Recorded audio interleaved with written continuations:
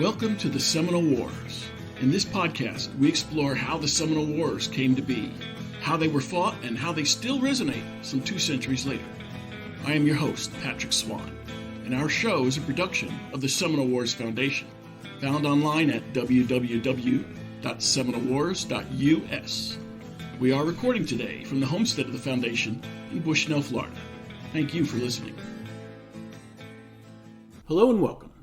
185 years ago this month, at Camp Monroe, the Seminole nearly scored a second rout of soldiers akin to the decisiveness of the Dade Battle of late December 1835. In this case, on February 8, 1837, the outcome was a bit different. The Seminoles amassed a huge armed contingent to attack the U.S. encampment at Lake Monroe. It was a close-run battle. Had the troops obeyed their commander to replace their flints with wooden chips for training purposes the next day, had the troops not obeyed their commander to construct the breastworks the previous day, had the men shown less discipline in their firing, and had an Army lieutenant not hurriedly run back to man a 6-pound naval gun on a nearby Navy riverboat, the day might have belonged to the Seminole. Instead, the U.S. Army repulsed the Seminole for one of its rare, clear-cut victories in the Second Seminole War. The Museum of Seminole County History is commemorating this 185th anniversary of the Battle of Camp Monroe. Bennett Lloyd, the museum director, joined us last week to discuss this commemoration. In this podcast, he narrates a chronology of the battle and how the Army fought off the Seminole advance. Bennett Lloyd, welcome to the Seminole Wars. Glad to be here. The soldiers themselves said they thought there were about 800 Seminole at this battle, and to them it must have felt like it. But, in fact, there were fewer. How many Seminole were at this battle? The estimate as far as how many of the Seminoles there were at the day, there are varying estimates. Frank goes with 300, some go lower, more like 200 to 250. And then, of course, the soldiers of the day, which tend to exaggerate the Seminole forces as a rule, they were saying between 600 and 800 Seminoles. 300 is probably a very safe estimate. It's about the same number as the U.S. soldiers who were involved in the battle. Well, Bennett, 600 Seminoles would have been extraordinary, but 300 was also a huge number of Seminoles amassed in one place. This should have been a battle well remembered, but it's not.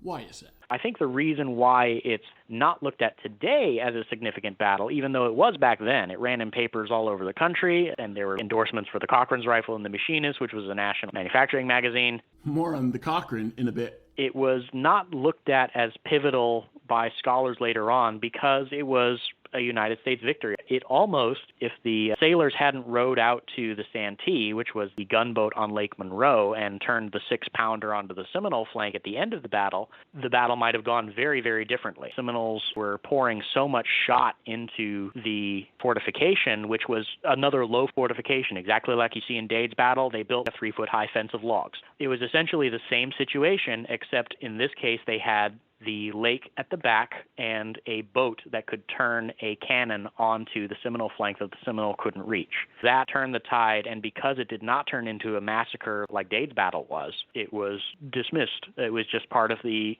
United States' inexorable advance at that point. Did not have that sweeping legacy that Dade's battle did. It's certainly an ironic thing to have more cachet in a battle loss than a battle victory. Help us understand.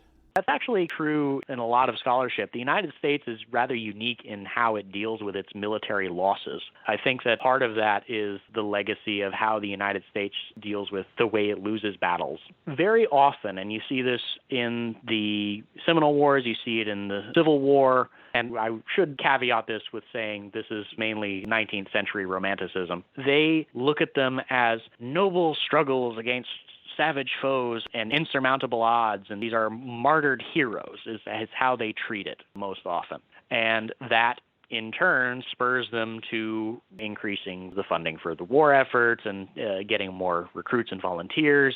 I think sort of the last gasp of this is that idea of Remember the Maine, which spurred the Spanish-American War at the end of the century, where even though it wasn't a battle loss, they started taking this situation where a ship exploded and turning it into martyrdom and a cause for upset and renewed vigor in the war effort. That plays a lot into the way the Dade Battle is viewed, the Cove of the Withlacoochee, that heroic stand by the folks at Camp Izard. All of that, I think, feeds into this idea. And because the battle at Camp Monroe Monroe was a victory. They held the ground. They established the fort. The Seminoles never successfully attacked Fort Mellon. It was huge in the capitulation period as the place where the Seminoles wound up congregating. Because it was a victorious symbol, I sort of fell by the wayside. All right. Well, what was the Army doing there in the first place? The Army was there as a part of Jessup's renewed campaign.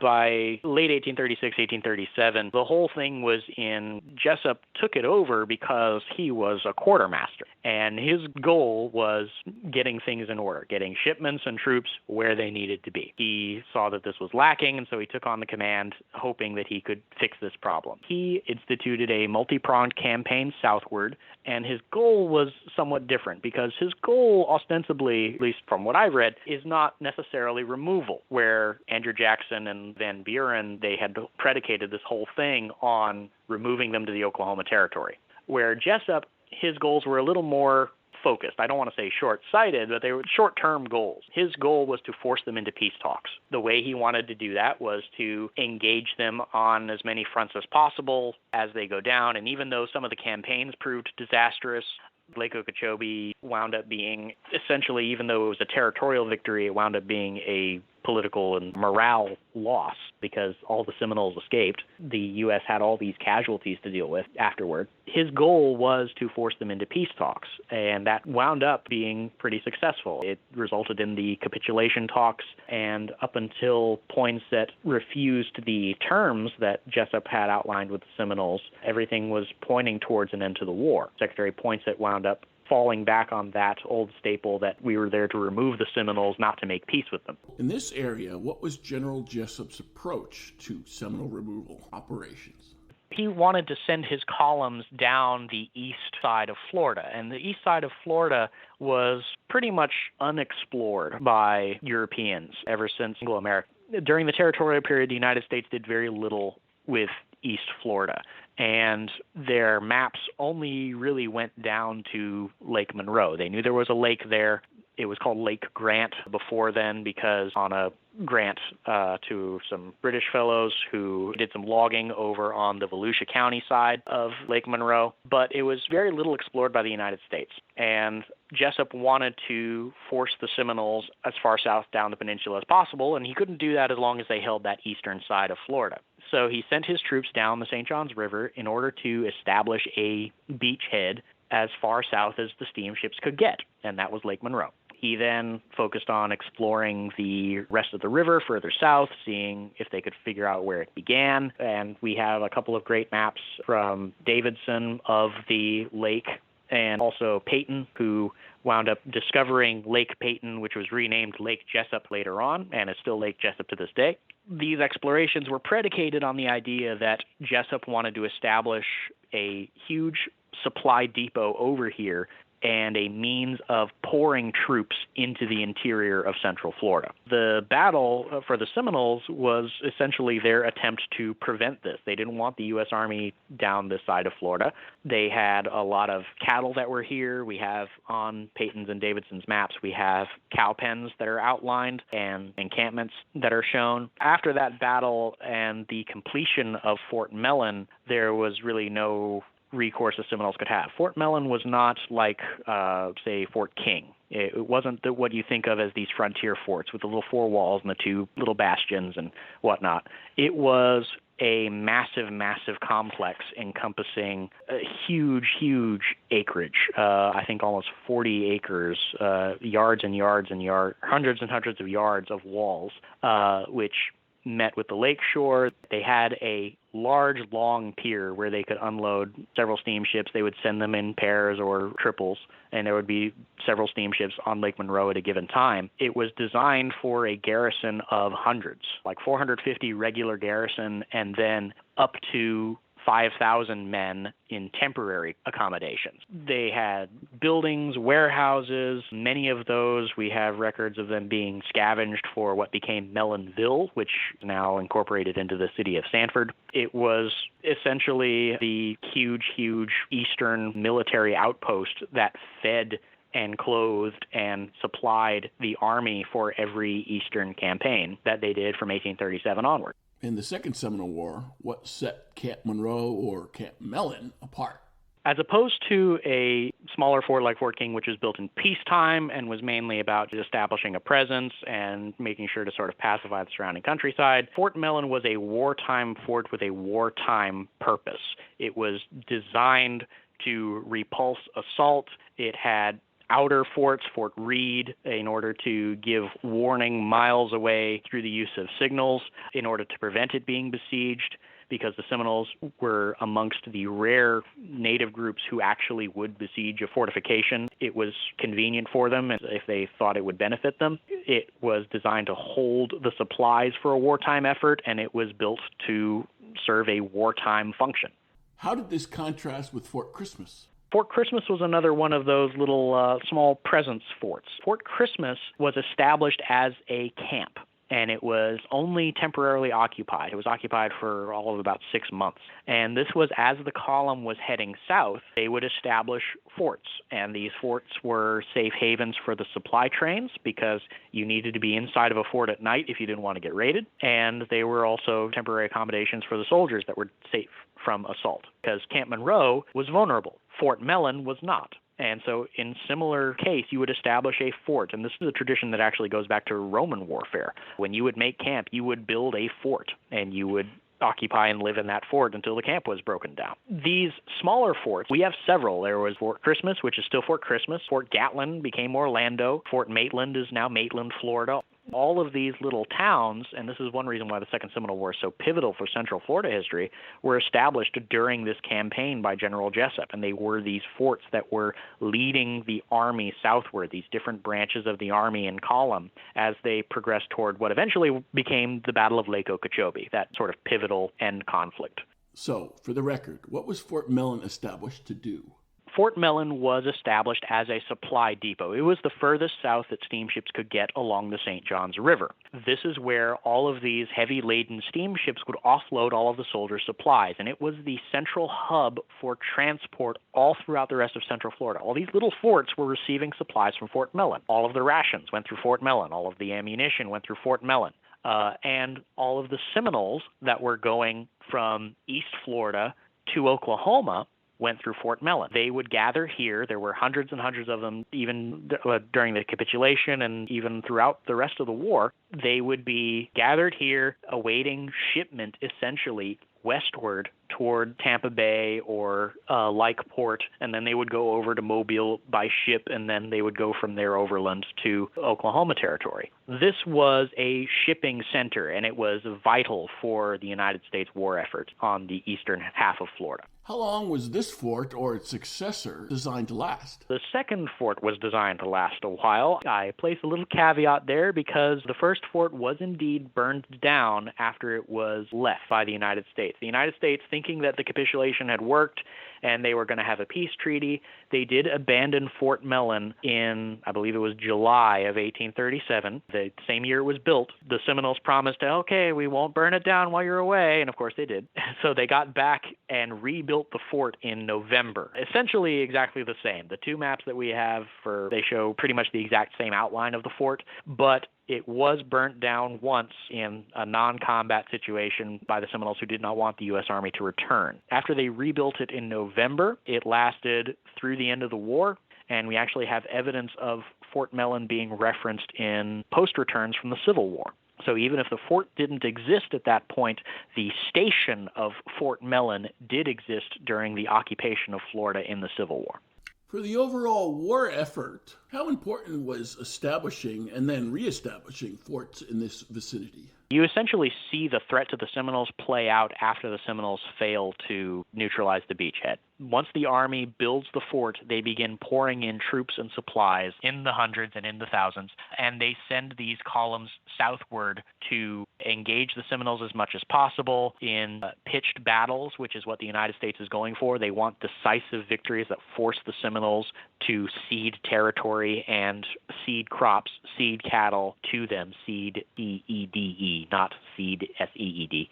But they want the Seminoles to give up all of these resources, because the Seminoles don't have these resources. If they can't grow crops on this land, if they can't take these herds of cattle, then they can't fight a war. And we see this idea of a pitched battle fall away after Jessup leaves command because the pitched battle winds up not working. The Seminoles come to talks, but they still want a peace agreement with a reservation in the south of Florida, to which Jessup agrees this is probably a good idea, but he sends the terms to Secretary of War William Poinsett, and once again, he rejects it and says that Jessup needs to round up the Seminoles and send them off to Oklahoma. Jessup complies with his orders. He rounds up as many as he can and sends them off to Oklahoma, and then he goes back to being a quartermaster. Poinset's goals and his are very different in that respect. Fort Mellon is itself a case for why Seminoles needed to not have Fort Mellon there, because it became that beachhead, it became that supply depot, and from there on, the U.S. Army was pouring into Central Florida and just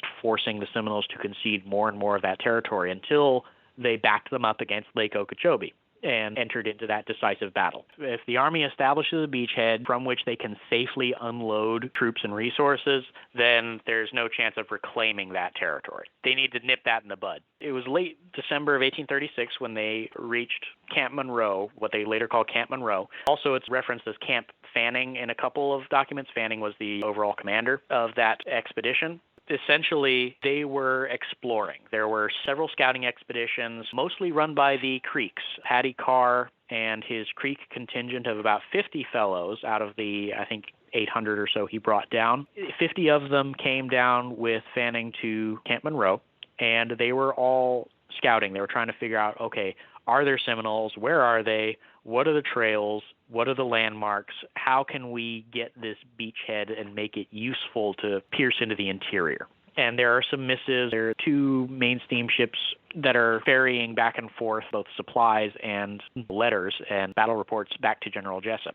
After they draw these maps, Peyton goes down, establishes that, okay, there is a secondary lake here, and the river continues. They find several Seminole encampments, but they look abandoned. They find a couple of freed blacks who they impress into service, and their loyalty is somewhat questionable, naturally, but they try and get intelligence. It's mainly intelligence gathering for the first few weeks, and they come to the conclusion that there aren't really that many Seminoles around, and that leads them to become a little bit complacent. There is at least one story of a couple of men just going on a scouting joyride, and they're not supposed to be back for a couple days, and then they actually come upon these advancing Seminoles who the day before are trying to approach Fort Mellon and see what the Army's got going on. So the Seminoles in turn are trying to see, okay, we've seen scouts running around our area.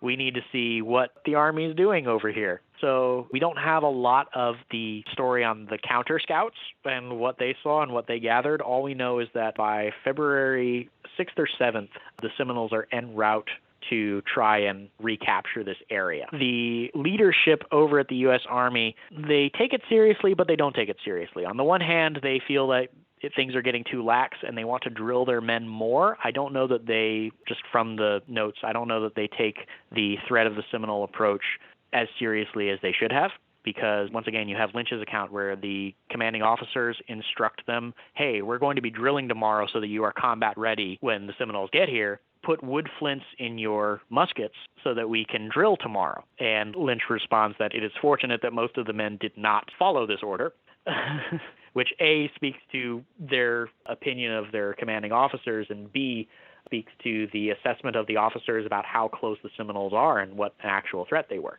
The next morning at about 4 a.m., the Seminoles start firing into the encampment, and it's described how the rifle balls scatter the fire that the officers are sitting around, and it's miraculous that the officers are not injured, and a suppressive fire is kept up for the next 4 hours by the Seminoles. Once again, the officers did say to make a breastwork. The breastwork was about 3 feet high. It consisted of stacked logs around this encampment. The encampment itself was probably 100 yards by 100 yards square. And you have the different companies, each arrayed on the three sides, and the back is to the lake, and the back is open. On the outer perimeter, you have the soldiers' tents, and in the interior, you have the officers' tents, like the kitchen tent, and all the supply wagons, because they were still guarding something like 25,000 pounds of supplies in these wagons that were dropped off by the steamships in preparation for this massive troop deployment. The soldiers had started building Fort Mellon at that point as well. They had finished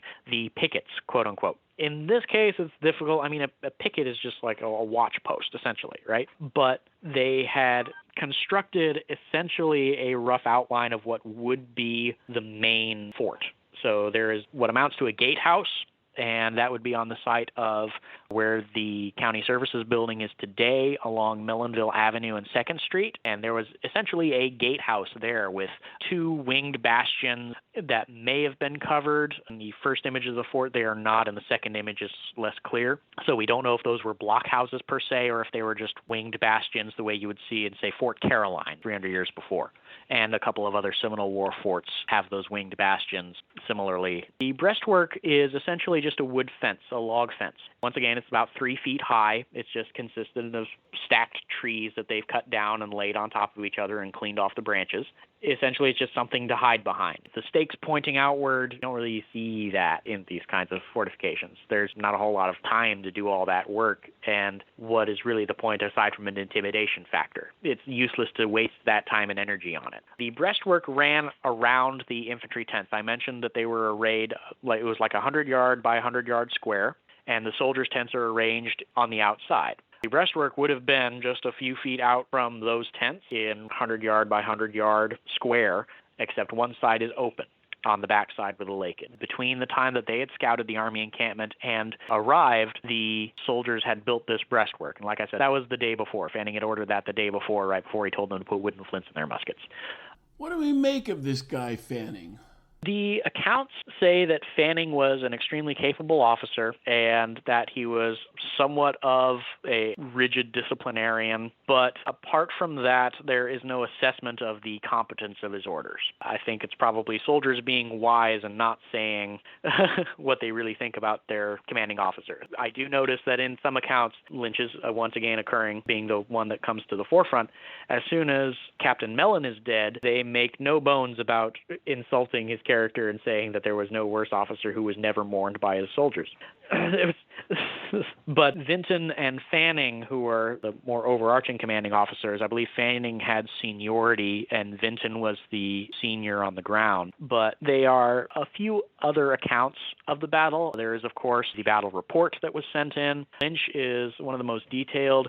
There's an account by an anonymous source in Philadelphia newspaper later on after the war that was probably a kid who enlisted underage.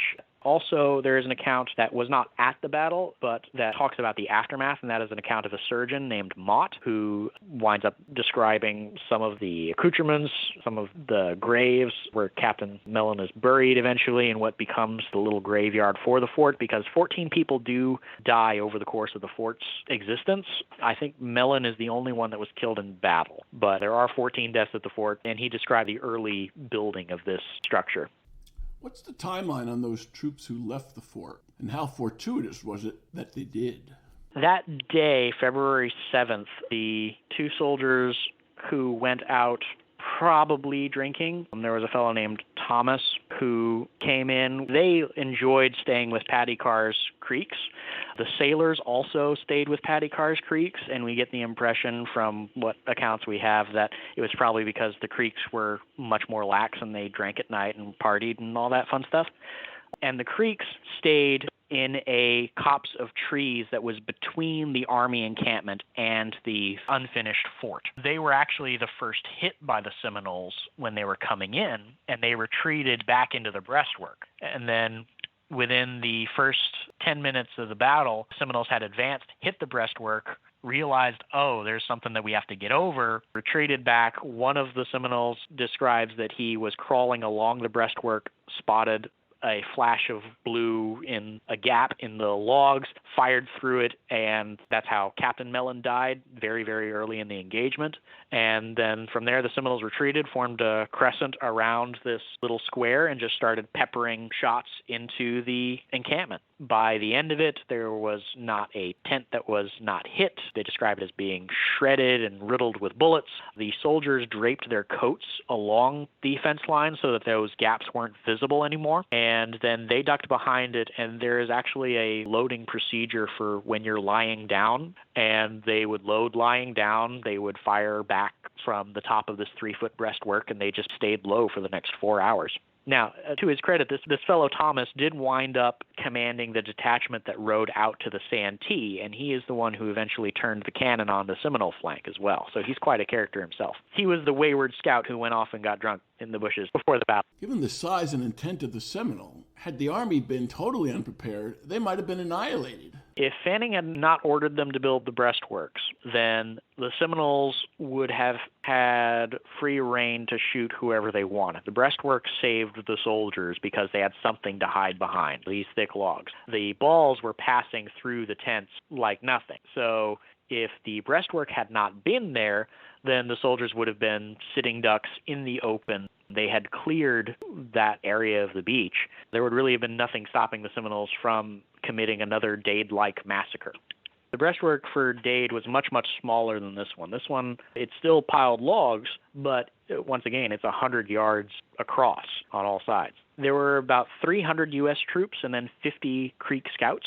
And so it would have been a couple of hundred dudes who were assigned that duty at a given time. Going by what I said before, because it was not a massacre, because it was a victory in a sense, I think it falls by the historical wayside, even though it wound up being hugely significant from a strategic standpoint. The battle isn't remembered as much because it was a U.S. victory. When that fellow, one Thomas, he rowed out to the Santee, which was the steamship at anchor in the lake. He and a group of Navy fellows in our artillery group, they took one of the boats out. They rowed under fire. One of them was injured during the trip. He rowed out to the Santee. They had a 6-pound gun on the Santee, and he started laying fire into the Seminoles' right flank. And eventually, over the course of about an hour or so, not quite sure the time because the soldiers aren't quite upfront with exact times, but they said he started laying fire in consistently and repeatedly, and eventually the Seminoles abandoned that flank. They didn't want to face the cannon with the canister shot. Because of that, Seminoles retreated as day broke. They hadn't succeeded in penetrating the fort and causing meaningful casualties, and in the daylight, the soldiers could actually see where to shoot. They might see that, oh, there aren't 800 of them like we thought. It would not have been in the Seminoles' interest to continue the fight at that point. A few of them wanted to, but Fanning belayed that. They did go out and check for Seminole casualties. They said they found several blood trails, but no bodies. They estimated that they probably hit 14 of them or so as far as casualty counts go, just based on what they found. But Fanning forbade any pursuits because he did not want the few men that he had who were supposed to be building this fort, he didn't want any of them getting ambushed in a pursuit. At that point, they didn't know the Seminoles were feigning retreat either. I'm impressed that the soldiers fired from a Navy boat. It would have been a Navy boat. And like I said, this is very much an instance of early combined arms actions, which the Second Seminole War was a very good example of cooperative use of Navy and Army and the different branches. Although a joint action, the Army was in command. Essentially, from what we gather in the accounts, because Fanning was senior and in charge, everyone was following his orders, whether it was the captain of the Santee or whether it was the artillerists or whether it was the dismounted Dragoons or whether it was Paddy Carr's Creeks. He was regarded as a disciplinarian. So because he held that kind of sway, the combined actions worked and were apparently coordinated enough that it resulted in an effective repulsion of the Seminoles. With Fanning in overall command of ground and lake surface forces, Fanning was able to command the entire group and order Lieutenant Thomas to man the ship guns. Second Lieutenant George Thomas, and that was a direct order by Fanning to go ahead and get to the steamboat and get its 6-pounder firing grape shot. Seminoles withdraw, and Fanning forbids pursuit. The soldiers continue to build the fort, and they wind up naming it after Captain Mellon, who died in that first 10 minutes of the battle. Our good friend Chris Kimball says that an innovative rifle was given to Captain Mellon. Captain Mellon, of course, was killed in the first 10 minutes of the battle, but the innovative rifle given to him saw some action. Tell us about that. It was Cochrane's revolving turret rifle. It was employed at the Battle of Camp Monroe. There was an endorsement that was given to it by the fellow using it at the battle. He said that I used this in Florida on February 8th when the Seminoles attacked us, and it fired like a charm, and it saved my life. And you can find that in the public domain if you Google search it. It was essentially an attempt at an interchangeable system of loading. So you would pull the cylinder, which had 9 rounds in it. It rotated on a turret. You would pack them in wax so that the water didn't get in, and then you would load this turret onto your gun, and it would rotate. You would have 9 shots, and then you would change out the turrets. And it was actually more closely related to what we know of as the Colt revolver. They were both developing these inventions at the same time, and they were both trying to sell to the Army. The idea being that the Army wanted a means to more effectively load its weaponry and fire for longer periods. And so a Colt came up with that revolving cylinder, and Cochrane came up with this revolving turret. Well, we all know about Colt's revolving cylinder, but I think it's news to most of us about Cochrane's revolving turret. Apparently, he got the short end of the stick in predominance of the weapon. Cochrane lost out because there was a tendency on the Cochrane rifle to chain fire. Since it was a turret, a lot of those little chambers were facing your own allies because they radiated outward along this turret. It was more closely related to the cylinder revolvers that wound up making their, not really debut, but they wound up becoming the standard in Civil War combat. What was the purpose of the Cochrane? Was it a universal rifle or a specialized piece? It was meant to be just a universal military gun like the Hall rifle or the musket, the Charlevilles, or the 1816 Harper's Ferry flintlocks. It was meant just to be a replacement gun that was used in standard warfare. But the Army was doing a lot of testing of these experimental weapons during the Second Seminole War. It was one of the reasons why the war was so expensive. And they went with the revolver instead. They funded Colt's idea over Cochrane's. You know, if he had fixed the chain fire issue and wasn't shooting their own guys. Do you have any images of what this thing looked like?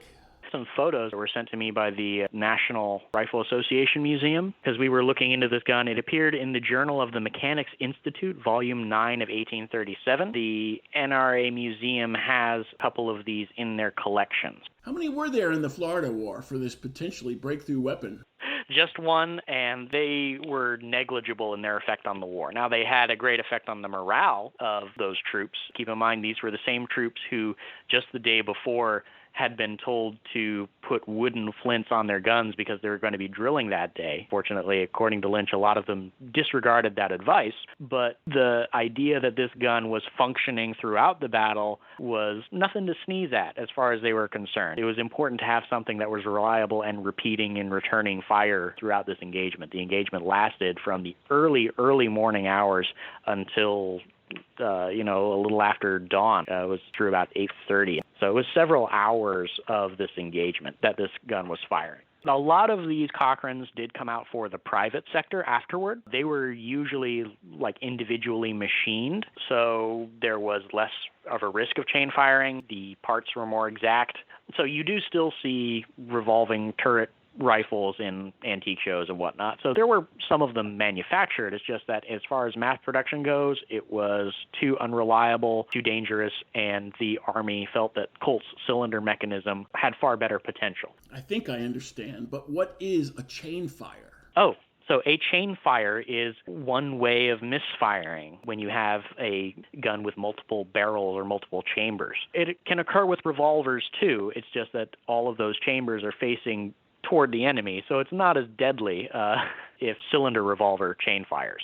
The spark that ignites the powder can sometimes jump between chambers. If the powder sparks and fires and the bullet starts flying and some of those sparks get into the other chambers of the gun, whether because the wind is blowing the wrong way or whether because there's an inherent flaw in the mechanism, then it will light the powder in the other chambers that are not supposed to be firing at the time, and they will ignite and fire their projectile prematurely. So some guns actually do this intentionally. A good example is the naval knock guns that the British employed during the Napoleonic Wars.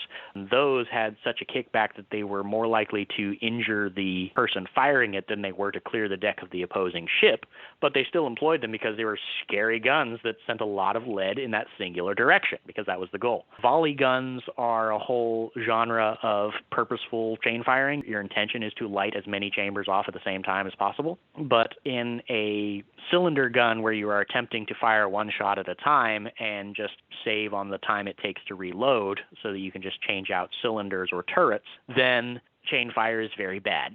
Okay, back to the fort. When is it finished? They eventually complete the fort within the next couple of weeks, have something that's good enough to withstand assault, and there is a sketch by, I believe it was Vinton, who made the sketch of the breastworks surrounding a central building and then some miscellaneous quarters and houses that are being built along the sides there with some tents out front. By the time the capitulation hits, around May of 1837, they've completed an outer wall that encompasses the entirety of the military tract there. It's like a quarter-mile long and another eighth of a mile deep from the lakeshore. It encompasses a good portion of what is now an entire residential district and the downtown county services building in Sanford now. How did the purpose of the fort change in the months after the battle? They put everything on hold, but what Fort Mellon did during that interim was they were receiving Seminoles, because to the U.S. Army was a capitulation. That's why they called it a capitulation. The Seminoles were giving up land, they were showing up in families, and the Army was actually trying to actively draw them in as well. And Fanning was still in command. He and Coacachee started playing, he authorized that Coacachee and the Creeks could start playing ball games in the fort in order to help draw these Seminoles in, because the Seminoles were avid sports fans, right? Stickball is the Seminole pastime. The little brother of war, they loved playing it. Coacachee was an avid sportsman, and Paddy Carr was also pretty highly renowned. Paddy Carr was often attributed as more of a horse racer, but he did play stickball, the Burr Creek equivalent.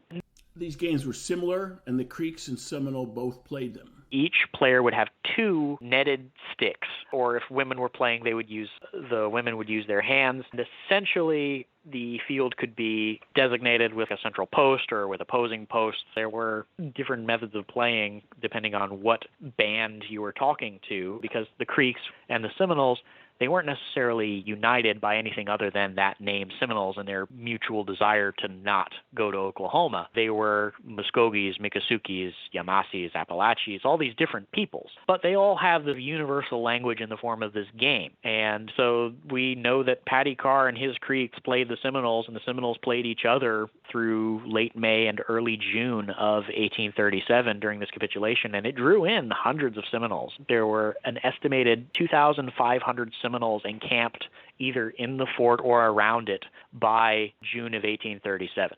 What were the Seminole doing at Camp Mellon? As treaty negotiations came on, they were either going to be going to Oklahoma or they were going to be getting issued rations. It all depended on the terms of the treaty agreement. Wound up that the treaty fell through once again because of Poinsett.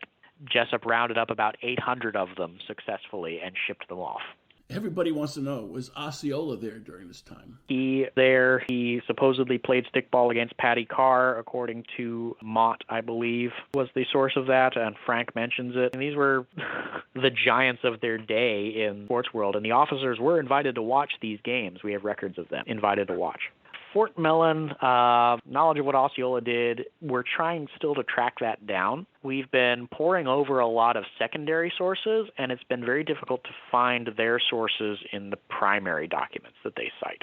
So Osceola at Fort Mellon, we know that he was there at one point, but it's very difficult for us to figure out when and exactly what he was doing. Where did they put these Seminole encampments outside of Fort Mellon? Most of them are outside the fort, and actually on Davidson's map, he lists a lot of those encampments. The Army keeps tabs on where they are, but when the capitulation falls through, Jessup rounds up those that he can, but the rest of them flee. That is in June, July, the Army abandons the fort during the peak summer months, so the Army doesn't want to be there anyway. It's Central Florida. There's malaria, there's typhoid, it's called the sick season amongst Army surgeons for a reason. They abandoned the fort. Osceola is stated as being among them, but like I said, not sure personally because Osceola was said to be everywhere and Coacachee and King Philip were said to be everywhere. Coacachee and King Philip, though, were local to this area. King Philip had a town, King Philip's Town, on the head of Lake Harney and Jessup in that area. Supposedly, the Seminoles promised not to burn it down as they leave, and then they immediately burn it down. And the U.S. Army comes back in November after all the negotiations fall through and renew all those efforts. They put everything back the way it was, send troops down, and the war proceeds as before. From a strategic standpoint, the fort was far more important after the battle and often during the peacetime, or the brief interludes that they had, because this was where the Army centered everything. So when the Seminoles capitulated, when some of them would come in and express a willingness to abide by the orders and go to Oklahoma, this is where, if they were on this side of Florida, this is where they would be shipped. This is where they would stay and get rations and food. Sometimes they would abscond as soon as they got enough supplies and rejoin the war effort. But this was sort of the essential way station, the essential outpost in that regard. And as I said, it persisted after the war. It was occupied by state militias and then later on by regular troops again during the Civil War. And there were still fears about Seminoles and Indian raids well into the 1840s and 50s. The last Seminoles were not cleared from Central Florida until 1854 during a militia raid on a settlement at Lake Apopka, which had persisted even past the supposed expulsion of the Seminoles from the area. What made this fort, Fort Mellon, a strategic site? So this was the furthest south that steamships could get, and steamships were the heavy haulers of the day. If you want to ship 10,000 pounds of supplies downriver, you're not going to do that on a horse's saddlebag. And the wagon trains over those long distances are especially vulnerable to Seminoles. Seminoles love raiding U.S. Army trains. What was the geographic obstruction to sending supplies by river further? There was a berm between Lake Monroe and Lake Jessup that could only really be passed by a dugout canoe or loading raft. So Fort Lane winds up being established on the shore of Lake Harney, and they get some smaller shipments over the river. But as far as the big steamships go, they can't get past the berm to Lake Jessup. That eventually is dug out by the Army Corps of Engineers, I believe in the 30s. It was a natural formation. We think of the Native Americans as unified these days mainly because of the Red Power movement of the 1970s, which gave them the united front to protest their issues, and their Supreme Court victories and annuity payments and all of that. Those negotiations were hashed out during the 60s, 70s, and 80s. But back then, they weren't really a united front, and the Seminoles were actually on the wrong end of a civil war in the previous period. The War of 1812 coincided with a civil war called the Red Stick Wars. The Creeks, essentially what we know as the Creeks, again, they weren't all Creeks. That's just what the British and the Anglo-Americans called them. They were different people groups. They were divided over whether to support the United States or to support England, or whether they needed their own sovereignty. The prophets, Tecumseh, wanted to build a red nation. In almost a European sense, if they had national borders, then they can fend off these national threats. The Seminoles, they threw in their lot with the Red Sticks, and the Red Sticks were the ones who wanted war with the United States and who sided with the British during the War of 1812. They were eventually defeated by Andrew Jackson at the Battle of Horseshoe Bend. So Andrew Jackson has long had a grudge against the Seminoles. Since the War of 1812, he's been fighting the Seminoles, and then he came down during the First Seminole War, which was really an extension of the War of 1812 because the British gave the Seminoles a fort on the Apalachicola River and a bunch of munitions and supplies and said, okay, build your nations, we're out. Andrew Jackson, at the behest of a lot of Georgia planters who did not want that fort there, blocking their access to the Gulf of Mexico, wound up destroying that fort and essentially starting the First Seminole War in 1816.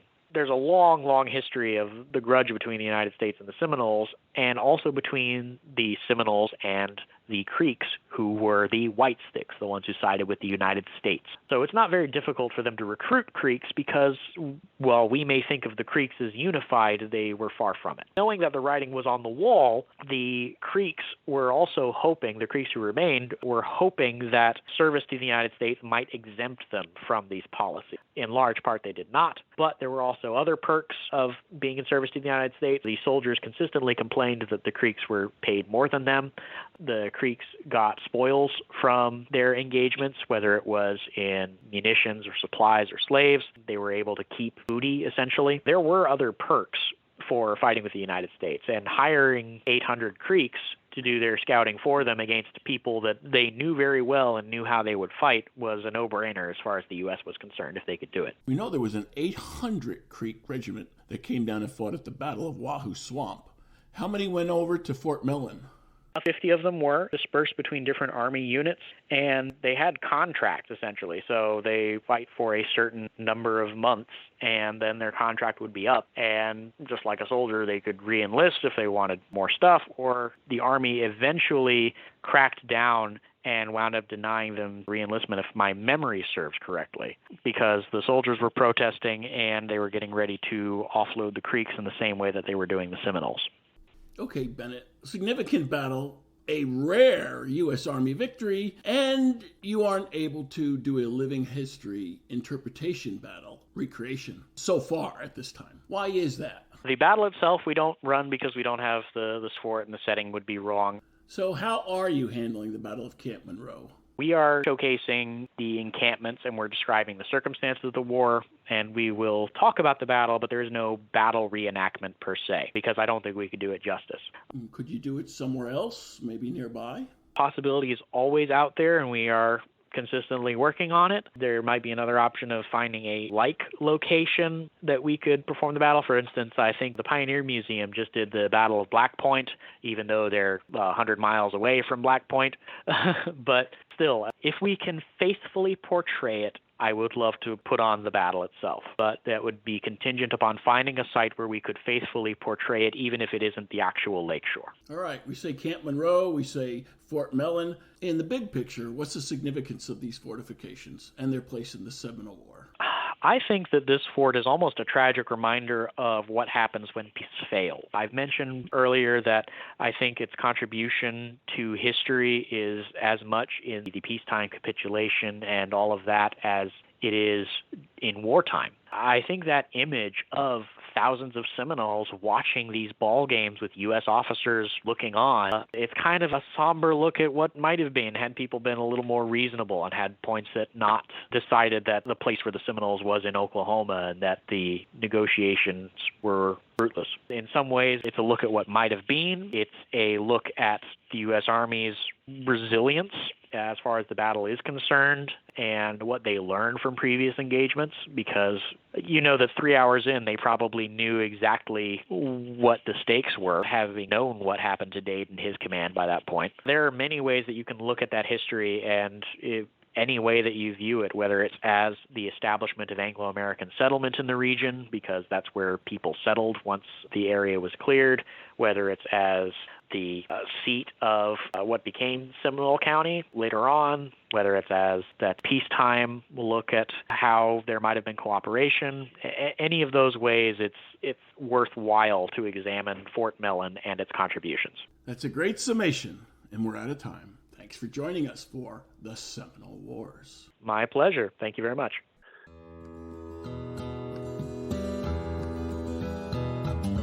If you enjoyed this show, please take a moment to like us on Facebook at Seminole Wars Foundation. Leave a review on iTunes or your favorite podcast provider. Your reviews and comments help new listeners discover us and help us keep the show going. Visit our website at www.seminolewars.us for blogs, articles, news, books, events, membership information, and how to subscribe to this podcast. We'll be back soon with a new episode of the Seminole Wars Podcast. The Seminole Wars Foundation is a 501c3 nonprofit organization dedicated to preservation, education, and publication of Seminole Wars history throughout the state of Florida. This podcast is copyrighted the Seminole Wars Foundation 2022. All rights reserved. Front bumper music, The Devil's Garden, Roast 'em, provided by kind permission of Reedy Youngman. Back bumper music, Second Seminole Win, by Jed Merrim and Ricky Pittman, courtesy of Ricky Pittman. All rights reserved.